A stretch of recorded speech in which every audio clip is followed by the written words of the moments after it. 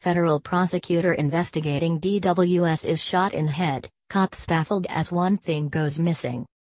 Debbie Wasserman Schultz, left, stock photo for visual representation, right, photo credit, YouTube screen grab, YouTube screen grab. Debbie Wasserman Schultz is having a meltdown after the federal prosecutor, who was investigating parts of the IT scandal that she was involved in, was found shot in the head. What makes this even more troubling is what was missing from the scene of the crime. This case is baffling cops down in Florida, while Wasserman Schultz just got devastating news that's making her wonder whether she will be next. You don't want to miss this. Barrington J. Wissenant Jr. was a federal prosecutor in Dade County, Florida, where he worked the Major Crimes Unit. He was working on handling several visa and passport fraud cases in Debbie Wasserman Schultz's district, and it's assumed that he was involved in her IT case. So, when he ended up shot in the head on a beach, it was really suspicious. But, there's more. Wissenant was working out of the U.S. Attorney's Office, which means the feds also investigated his death, having the final say, and they have ruled it a suicide.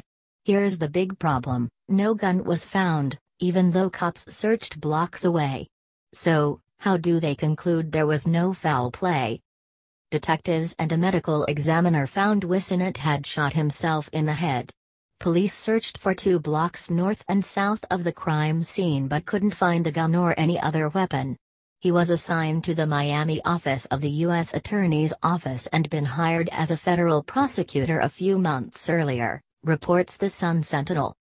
If that's not strange enough, all of a sudden, Debbie Wasserman Schultz is getting thrown under the bus by the Democrats, with Politico reporting that fellow Democrats are as confounded and disbelieving as ever by her penchant for making puzzling and stubborn political missteps.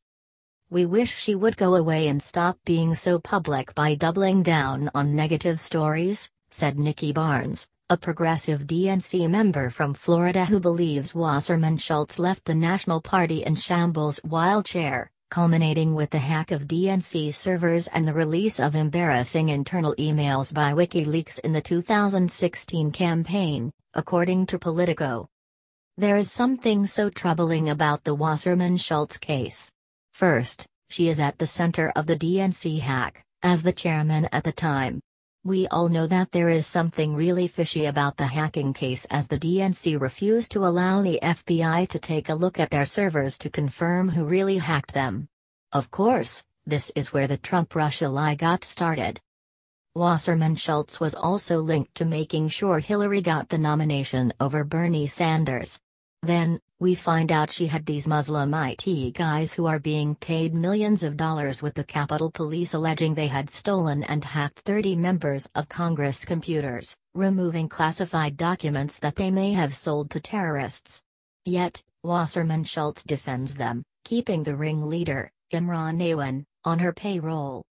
Michelle Malkin reports, in all, IT worker Imran Awan and his family and friends hoovered up an estimated $4 million in government funds over a period of 13 years.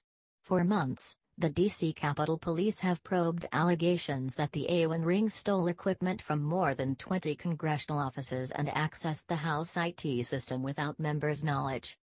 Malkin goes on to pose the question that no Democratic member who employed the Awans would answer: how exactly did Awan and company get here, when did they get here, and who brought them over here and why?